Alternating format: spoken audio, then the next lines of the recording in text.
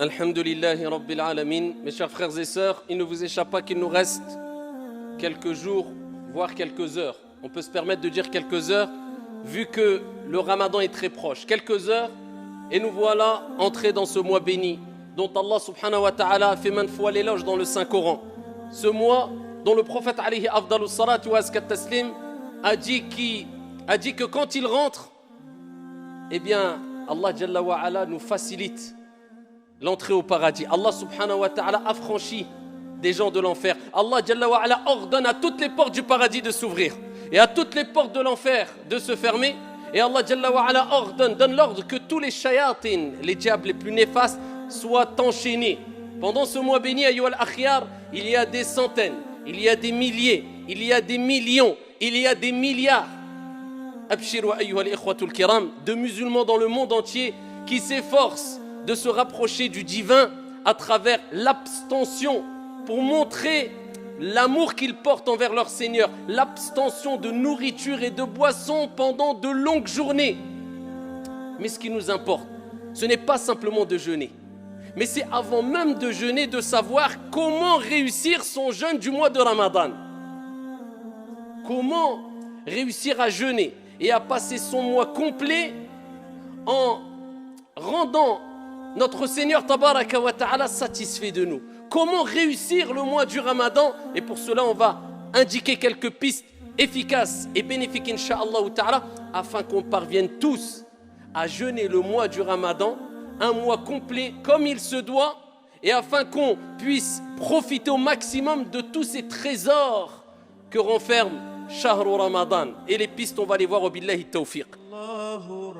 ربنا هو الإله له من الأسماء ما اصطفاه الواحد الحي كذا المليك والملك المالك لا شريك.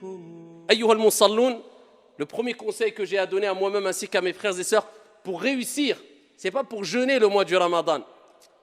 Certes, il est demandé de prier, mais prier c'est une chose. Mais est-ce que tu as réussi à prier comme il se doit? Le prophète n'a-t-il pas dit « Sallu kama ra'aytumuni usalli » Ça c'est réussir la prière. Prier comme vous m'avez vu, prier. Et Allah Jalla wa ala n'a-t-il pas dit « Qad aflaha al-mu'minun alladhina hum fi salatihim khashi'un » On certes réussi. Il n'a pas dit ceux qui ont prié simplement. Réussit ceux qui ont eu cette humilité, cette concentration dans la prière. Donc prier c'est une chose, mais réussir la prière c'est une autre. Jeûner c'est une chose, mais réussir son jeûne c'est une autre. Faire son pèlerinage c'est une chose, mais réussir son pèlerinage c'est autre chose. Donc nous ce qui nous importe ce n'est pas que jeûner, mais c'est réussir son jeûne du mois de Ramadan. Et pour cela, eh bien, il faut prendre conscience de certaines choses essentielles pour te permettre de réussir. Et la première des choses, eh bien, nous allons rebondir sur la recommandation prophétique qui concerne la prière. Parce que vous savez que la prière, comme on ne cessera de le répéter, c'est l'acte d'adoration le plus noble, le plus grand, le plus important qu'il y a en islam. C'est la première des choses sur laquelle tu vas rendre des comptes au jour de la résurrection, le jour où le soleil sera au-dessus des têtes et que chaque être humain dira « Nafsi, nafsi, nafsi, moi, moi, moi ». Dieu t'interrogera sur la prière qui à la base était de 50 et Dieu l'a diminuée de par sa miséricorde. Et à travers l'amour qu'a eu le prophète alayhi salatu wassalam pour nous, à 5 prières. Et cela nous donne la récompense de 50 prières comme vous le savez toutes et tous. Mais ici, il faut savoir que le prophète alayhi salatu wassalam a donné des recommandations pour prier, mais pour réussir sa prière. Et parmi les plus belles des recommandations que le prophète a données, c'est quand il a dit cela à un compagnon du prophète alayhi salatu wassalam, un compagnon parmi les compagnons du prophète alayhi salatu wassalam. Il lui dit « Salli », simplement prie, non. « Salli salata muwaddi'». Voilà, comment réussir la prière. Regardez la belle recommandation. Prie, accomplis la prière de celui qui fait ses adieux. C'est-à-dire le prophète il dit aux compagnons, pour réussir ta prière, eh bien, fais de ta prière comme si c'était ta dernière prière. C'est-à-dire tu te dis, c'est la dernière prière, après je vais rencontrer mon Seigneur. Je vais quitter ce bas monde, je vais quitter ce monde, je vais me séparer de mes biens, je vais me séparer de ma famille. C'est-à-dire c'est le dernier acte d'adoration qui fait partie des plus grands actes d'adoration que je vais accomplir. Et le prophète nous dit, innamal a'malu bi al-khawatim. Les actions ne valent que par leur fin. Tu peux voir une personne qui peut-être était égarée toute sa vie, buvait de l'alcool, était loin de la religion, peut-être les derniers instants de sa vie, va se repentir, il va être sincère, il va être pieux, Dieu va lui donner accès au paradis. Alors qu'à côté, une personne, toute sa vie était dans les actes d'adoration, il manquait de sincérité, et juste avant de mourir, il a tout abandonné, il s'est égaré. Et Dieu lui a donné l'accès en enfer. Les actions ne valent que par leur fin, la preuve qu'on doit toujours rester modeste et ne pas se précipiter à juger les autres. Celui que tu critiques peut-être demain sera meilleur que toi et toi pire que lui. Donc occupe-toi de toi, c'est déjà beaucoup. Eh bien le prophète il te dit, eh bien c'est les dernières actions. Donc toi quand tu pries tu te dis, c'est peut-être ma dernière prière. Donc la prière c'est parmi les actes d'adoration les plus importants. Donc je la fais bien, comme ça quand je rencontre mon Seigneur, peut-être je vais mourir après le Dhuhr, peut-être après l'Asr, je fais le Maghrib, peut-être après le Maghrib je vais mourir. Au moins le plus grand acte d'adoration pratique, eh bien, je l'aurais fait de la meilleure des manières. Eh bien, de même, nous te disons, ya Abdallah, ce mois de Ramadan, quand tu vas le jeûner, dis-toi, je fais le jeûne de celui qui fait ses adieux. Combien, comme vous le savez toutes et tous, ont jeûné avec nous, ne serait-ce que dans cette ville, l'année dernière, et aujourd'hui, ils sont où? Tahta al-turab, rahimahumullahu jami'an. Ils sont sous la terre. Ils auraient rêvé, ils auraient espéré. Wallahi wa rabbil Kaaba. Si Allah subhanahu wa ta'ala leur avait donné l'occasion de revenir sur terre, ils auraient donné tout ce qu'il y a sur la surface de la terre selon leur capacité, juste pour pouvoir jeûner une journée. Eh bien toi, Dieu t'a donné ce cadeau. Cette année, tu vas jeûner. L'année prochaine, 11 mois, on ne sait pas ce qui peut se passer. Déjà en 2 heures, on ne sait pas ce qui se passe. En 10 minutes, ta vie, elle peut vaciller. On sait très bien que tout va très vite, surtout aujourd'hui.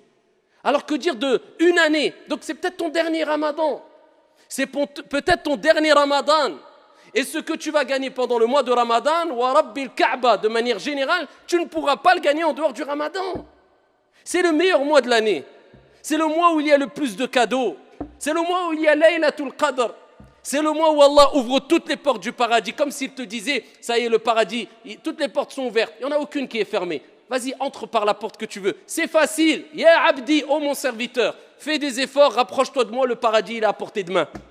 C'est le mois où shayatin, les diables les plus néfastes sont enchaînés. Comme si Dieu te disait, je sais que tu es faible, je sais que tu es attiré par le mal, je sais que le diable a une influence sur toi, eh bien je vais enchaîner les diables les plus néfastes pour te faciliter l'entrée au paradis. Te faciliter le fait de te rapprocher de moi, les actes d'adoration, pour éduquer ton âme plus facilement afin que tu persistes dans les actes d'adoration. C'est peut-être ton dernier Ramadan. Dis-toi ça dans la tête. Et tu vas quitter ce monde, peut-être, avec le dernier Ramadan accompli de la meilleure des manières. Quel bagage, quel investissement. Ça, c'est le vrai investissement. Ama pour dunya, pour la vie d'ici-bas, investis ce que tu veux, ce n'est pas illicite. Mais ce n'est pas le réel investissement, tout simplement parce que cela va rester et ne perdurera pas, mais en tout cas, quand tu quitteras ce monde, va rester derrière toi. Comme on dit, même si tu investis dans une maison, dans une voiture, ne serait-ce que la clé, ta maison, elle ne te suivra pas dans ta tombe. T'as quoi en fait? Tu es qu'un locataire, même si ça t'appartient, tu restes locataire, que tu le veuilles ou non. Petite période, mudda qasira, toute petite période, tu ne sais pas combien de temps. Donc investis dans ton Ramadan. Allah t'a donné la santé, Allah t'a donné la foi. Allah Jalla wa Ala t'a donné l'intelligence. Allah subhanahu wa ta'ala t'a choisi. Eh bien, profite, sois reconnaissant vis-à-vis d'Allah. Et ainsi, tu réussiras ton mois de Ramadan. Deuxième piste pour réussir son mois de Ramadan. Ash-shukru lillah. Prendre des leçons du mois de Ramadan. C'est le but du Ramadan. C'est-à-dire, le Ramadan, c'est une école. Pour réussir son Ramadan, ou du moins, pour savoir si tu as réussi Ramadan, regarde l'impact qu'a eu le Ramadan sur toi après Ramadan. Parce que Dieu, il nous éduque à travers les actes d'adoration. J'espère bien que vous avez compris que les actes d'adoration, ce n'est pas simplement le fait de faire des gestes pendant la prière. Non, ces actes d'adoration pratiques, d'accord, cultuels, ont été mis en place aussi pour nous éduquer dans la vie de tous les jours. Vous comprenez ça? Ramadan, si tu veux le réussir, eh bien, c'est que tu vas comprendre que c'est des leçons le mois du Ramadan et que ça doit laisser une marque sur toi après Ramadan.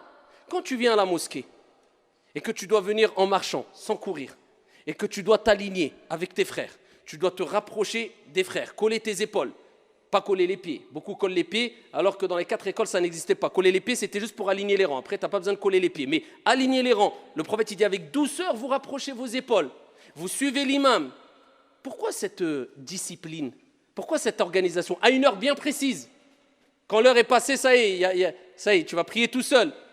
Des mouvements que tu fais en harmonie, tous ensemble. Tu suis l'imam, tu ne fais pas ce que tu veux. Pourquoi ces règles? Pourquoi ces comportements? Pourquoi cette gestuelle?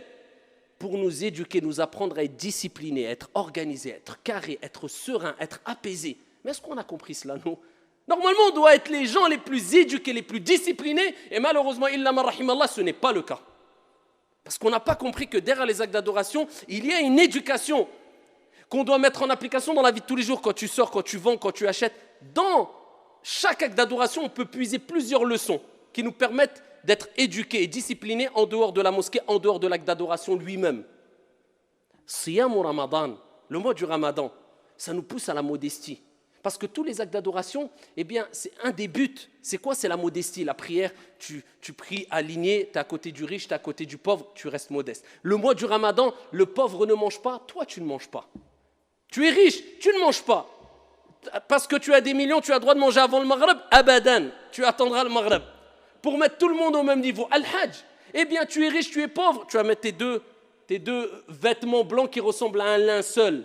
Pareil, sans sous-vêtements, sans rien du tout en dessous. Même le pauvre à côté de toi, pareil, on différencie. La modestie à tawadu. Le Ramadan comprend bien que c'est une école pour t'apprendre la modestie. Et t'apprendre aussi at-tadhiya, le sacrifice. Parce que l'islam, c'est une religion où on doit, à travers la prière, c'est un sacrifice la prière, parce que ça demande de laisser ton travail, de faire ta prière à l'heure, c'est un sacrifice ou pas? Dieu veut que tu sacrifies. Je parle du sacrifice bien compris, pas n'importe comment. Hein. Et pareil, le jeûne du Ramadan, c'est un sacrifice ou pas? Mais bien sûr. Comment ça, du matin, surtout nous ici, du matin, 6h du matin, 5h du matin, jusqu'à 21h le soir, 21h30, 22h, tu te prives de boire et de... Si ça, ce n'est pas un sacrifice, c'est quoi? Parce que Dieu te rappelle, tu as été créé pour m'adorer et je veux que tu prouves ton amour vis-à-vis de moi à travers des sacrifices dans les actes d'adoration. Eh bien là, tu dois prendre ces leçons en disant, plus le sacrifice est grand et plus Dieu sera satisfait de moi à travers des actes d'adoration tels le jeûne et telle la prière. Donc ça te montre que voilà, le Ramadan, c'est une éducation spirituelle, c'est une école spirituelle. Ainsi, tu auras compris un des buts du Ramadan et tu auras réussi ton Ramadan parce que ça te servira en dehors de Ramadan. Les bonnes habitudes que tu as prises pendant Ramadan, eh bien, tu vas les continuer. Pour réussir Ramadan, c'est de comprendre tous les bienfaits qu'il y a dans Ramadan.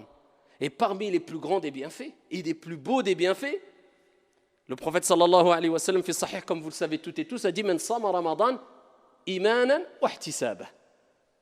Ghufira lahu ma taqaddama min dhanbi. » Celui qui jeûne le mois du Ramadan, poussé par sa foi, c'est pas parce que par habitude ou pour ressembler aux gens ou pour que les gens disent oh il jeûne ou je ne sais quoi. Non, on n'a à imposer à personne le mois du Ramadan.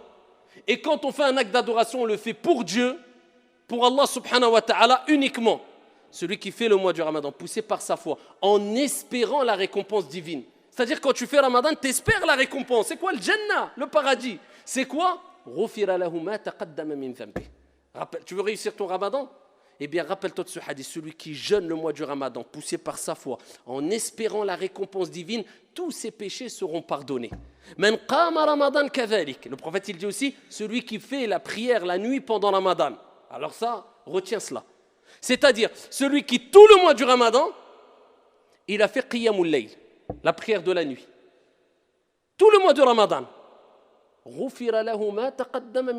C'est pour ça, ne rate pas une seule nuit sans faire au moins, ala al-aqal, les gens, alhamdoulilah, ils vont tous à Tarawih en général, mais au moins 2 rak'at après Salat al-Isha. Qiyamul layl, au moins.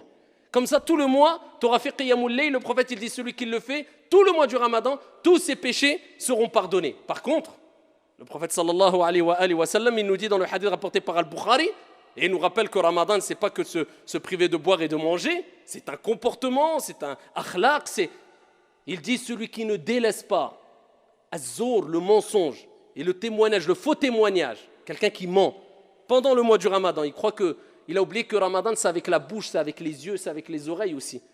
Eh bien, Allah n'a pas besoin de sa privation de boire, de nourriture et de boisson. Allah, il n'a pas besoin. Entre guillemets, tu te fatigues.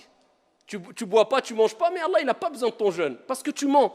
Et le prophète, il dit dans Sahih al-Bukhari, il dit, celui qui jeûne, qui entame le mois du Ramadan, il doit s'abstenir de toute obscénité. Vous avez l'éducation? Si tu veux réussir Ramadan, tu comprends que Dieu t'éduque, parce qu'il veut qu'il t'a facilité le fait que tu peux éduquer